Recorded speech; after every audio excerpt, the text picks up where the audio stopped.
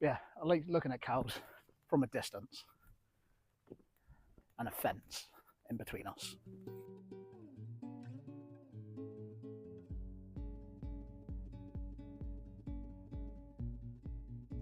What's up, YouTube? Today is just going to be a nice easy walk. In fact, I think it's probably one of the easiest routes you can do on Dartmoor. So I've actually started at the quarry car park here at Burrator Reservoir, and I'm going to be making my way up to Princetown via a nice track like this, and it's like this most of the way, to be fair. So yeah, let's get to it.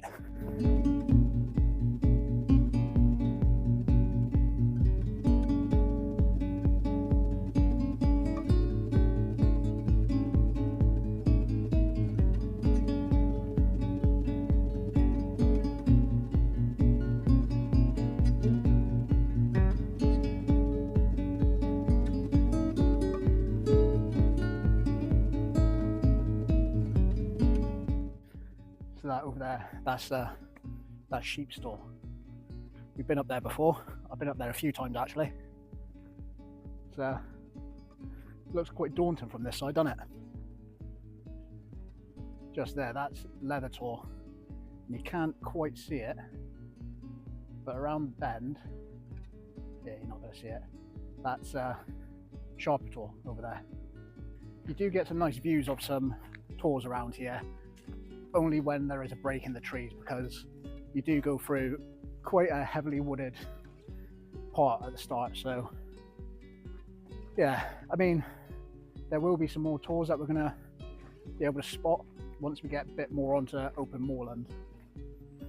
So anyway, let's just go.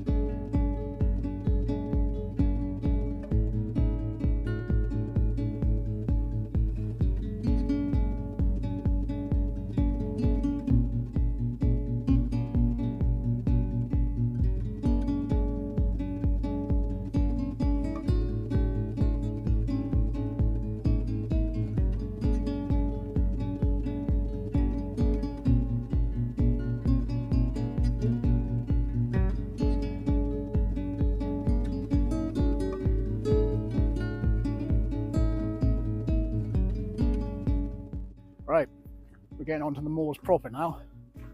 So as soon as I get off this sort of single track route here, the views are going to start opening up and we'll be able to see a lot more. Yeah. This track does go on for quite a little bit, bearing in mind. Not too long. To get to the bridge that I crossed, that's about a 15-20 minute walk from where I started off at Burrator. So yeah, and that kind of track is, you know, it's just sort of loose gravel, easy to do. Yeah, this bit here, it's a little bit harder, a little bit more muddy, a little bit more uneven, so just be wary of that. And when it rains, I think it might get very, very muddy. I mean, it's quite muddy already, but not as muddy as I would think it would be if it rained. I like cows when they're behind a gate, although this one looks like it's a bit broken. Yeah, I like looking at cows from a distance and a fence in between us. This route is popular with cyclists as well, so just be mindful of that when you're on this sort of narrow single track, because some of them just aren't courteous at all, but you do get some nice ones, believe it or not. As well, there are a few enclosed farmers' fields as well, which you do have to kind of walk through via a gated system. So obviously you just want to make sure you open one gate, shut the other before you go and open the second gate. It's just common sense, really. Some people do lack it though. Yeah, right, up this way where it's all going to be open now, so you'll be able to see some nice views.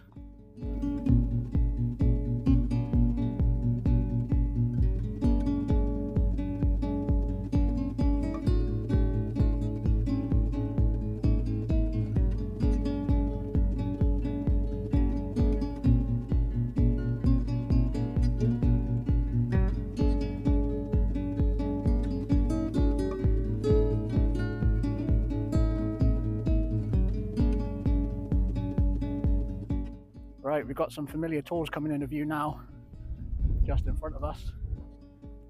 If you're subscribed to the channel, you should know what these tools are. And if you're not subscribed, why not do it now? Just hit the subscribe button. It means a lot.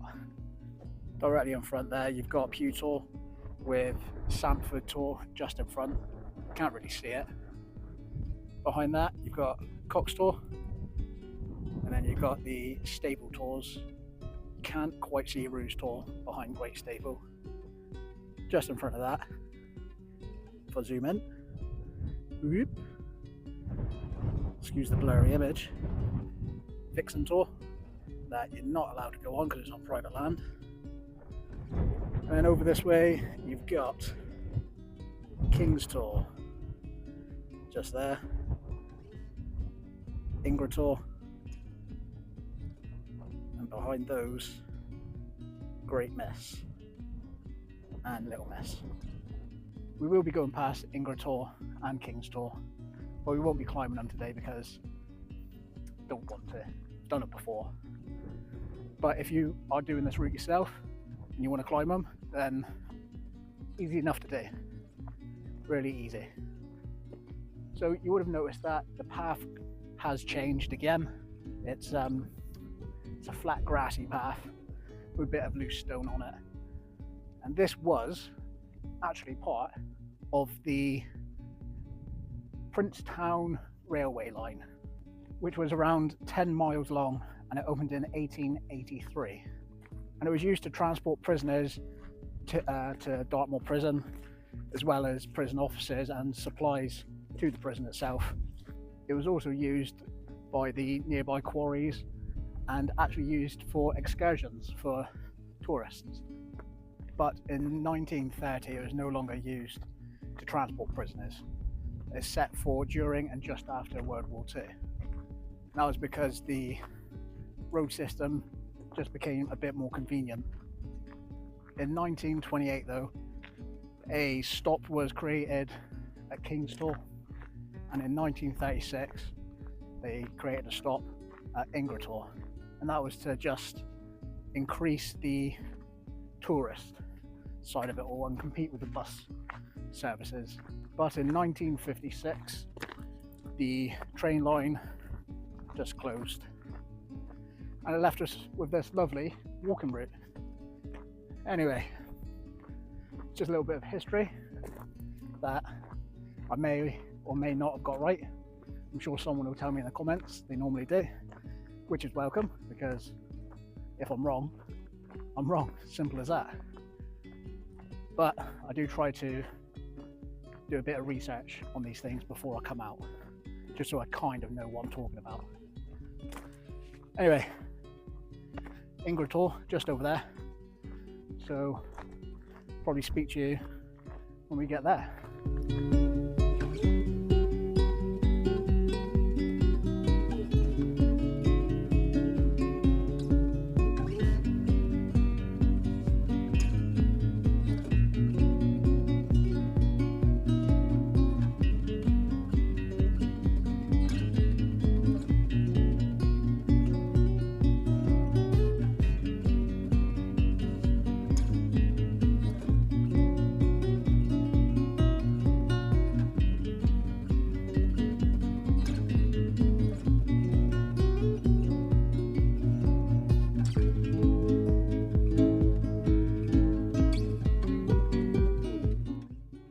just in case you decided that you didn't want to start at Burrator, you could park at the car park at the bottom of Characterize, which is just there. And there is a sort of a trail that leads down to where I am now.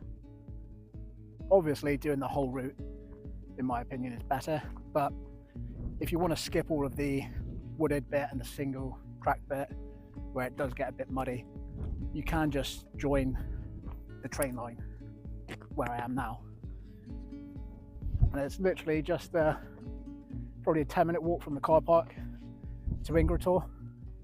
So yeah, it's taken me an hour to get here, just over 3 miles. So yeah, if you want to make it a bit shorter, an hour shorter, 3 miles shorter, then you could always just park up at Characterize. The wind's picked up a little bit now, which is expected because there's no protection in front of me blocking the wind. But you've got some lovely views. A day like today, where it's overcast, it's quite nice. Yeah, I love this side of the moor so much. It's just so pretty. So this is Burrator. Doesn't look like much from here, but once you get around this bend, you'll see that a bit of it has been quarried out, and it looks a bit more daunting. Now it's starting to look a bit more like a tor. You can see just there where it's been quarried out in the past. So you got a lovely pile of rocks just there, which I'm assuming came out of this hole just behind it.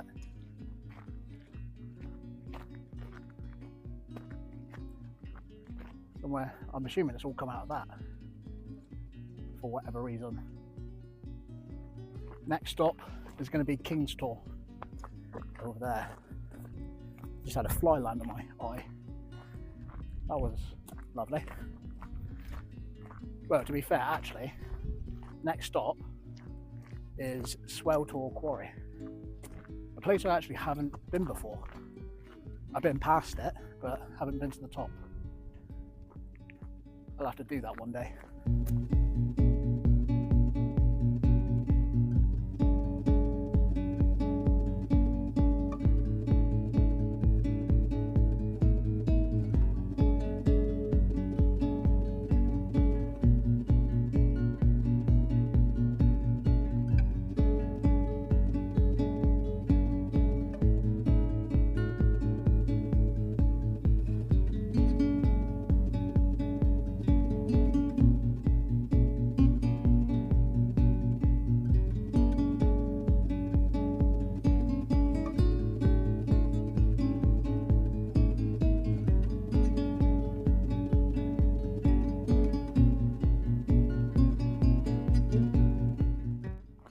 So we are just coming up to Selfie Quarry. Just over there, that's Burrator. It looks really menacing from this view, like a tor should be. Very rugged. So unfortunately, I don't really know a lot about Selfie Quarry, other than it's not that far from Burrator Quarry, and it was quarried out for granite. But what I do know is once the quarrying at Burrator stopped, because they took all of the supplies or the resources, they did turn their attention to Selfie Quarry and took all of those resources. That's pretty much all I know.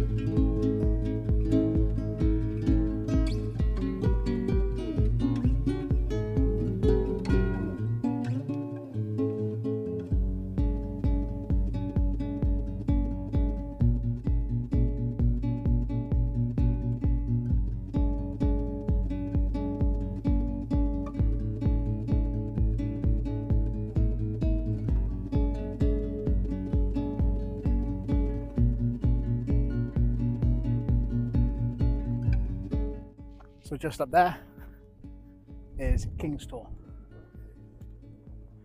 Yeah, we've been up King's Tor a couple of times. It was in fact one of the first tours that I'd done as an adult up on Dartmoor, so it does hold a special place in my heart. But then again, Vixen Tor, just down there, still aspire to get to that one day. Yeah, it's just a shame that the owners of the land don't want people climbing on it. I mean, to be fair, it is just a massive rock with a drop. So maybe they're doing it for safety reasons. I don't know. Just in front of us, among the clitter of rocks, just down there, that's Little King's Tor, which is easy enough to get to from King's Tor.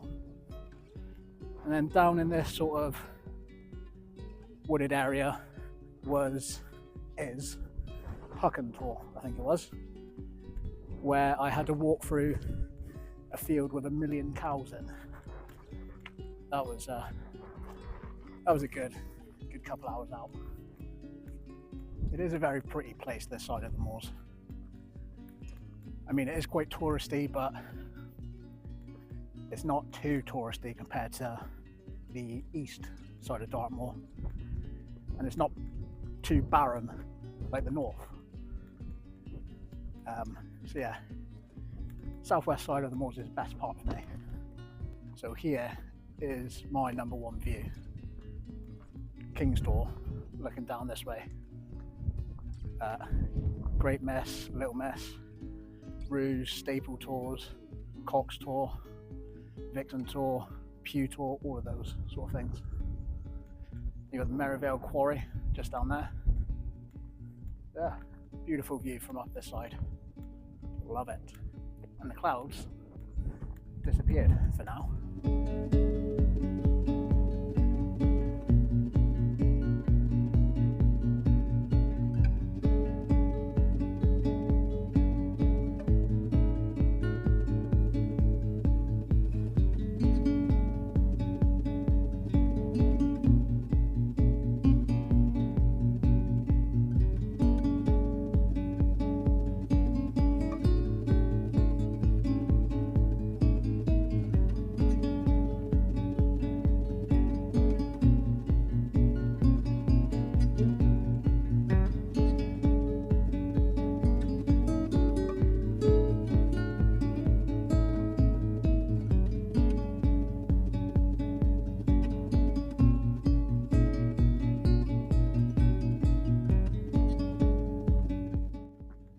So that over there, that's Foggen Tor Quarry. I actually went there a few weeks back. So if you want to check out that video, you can. We'll talk a little bit about the history of it. We've got some ruined buildings over there. And then we climb up on top and have a look down into the quarry. So yeah, go check that video out. The first time I ever went to Foggen Tor Quarry, I actually parked at the Four Winds car park down there behind me, and climbed up to King's Tor just there, came back on this sort of track and tried to cut across down that way, but it didn't pan out very well. I got very wet feet because it was extremely boggy down there. So what I've done is I came back up, followed this route that I'm on now, and just literally just cut across. I don't know why I tried being smart last time, well, not last time, the first time, but yeah, you soon learn to get your bearings a bit better after doing a few more hikes up on Dartmoor. You learn what to do and what definitely not to do. And thankfully, quite early on, I learned about what not to do quite quickly, because I went and done it and found out I shouldn't have done it. if any of that makes sense. I don't know. Anyway, let's press on. Not far to go.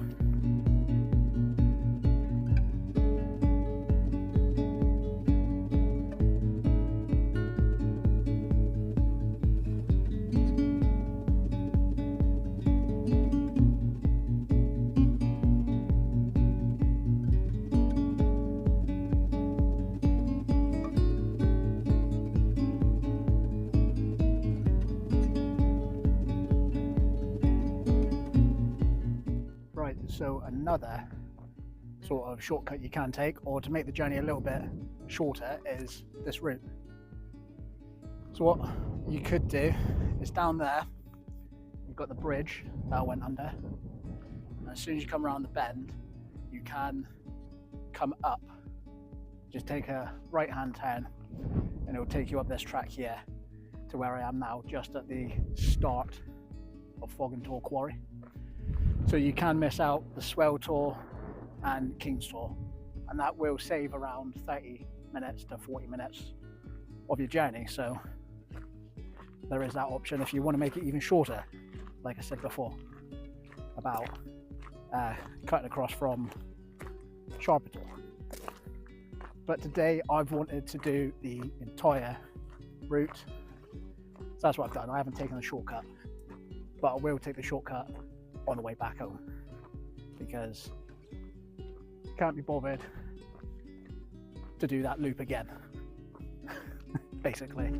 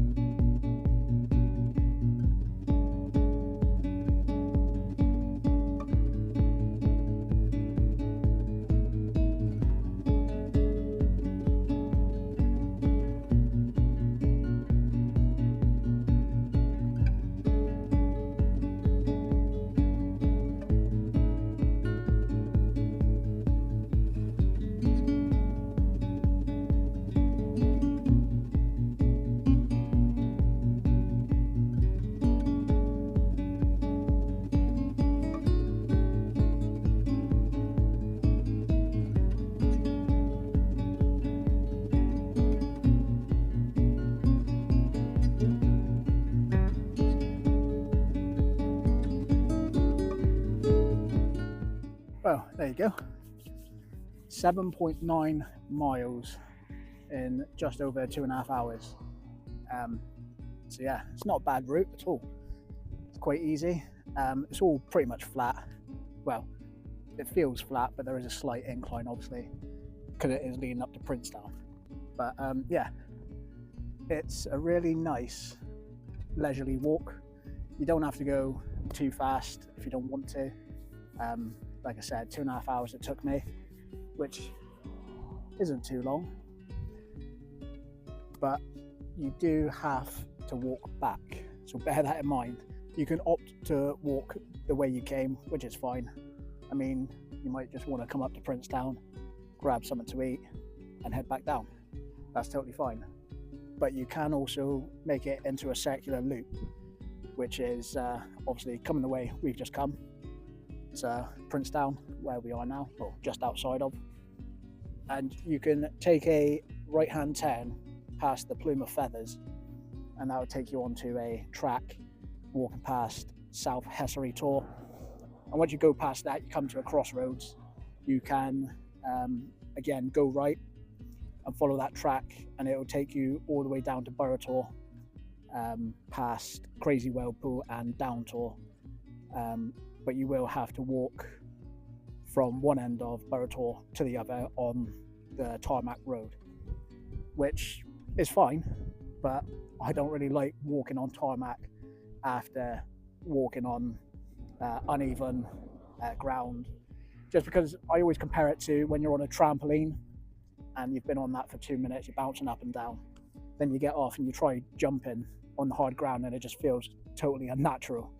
That's what it feels like for me, walking on uneven ground and then walking onto just smooth tarmac. It just doesn't feel right, and yeah, I'm not a big fan.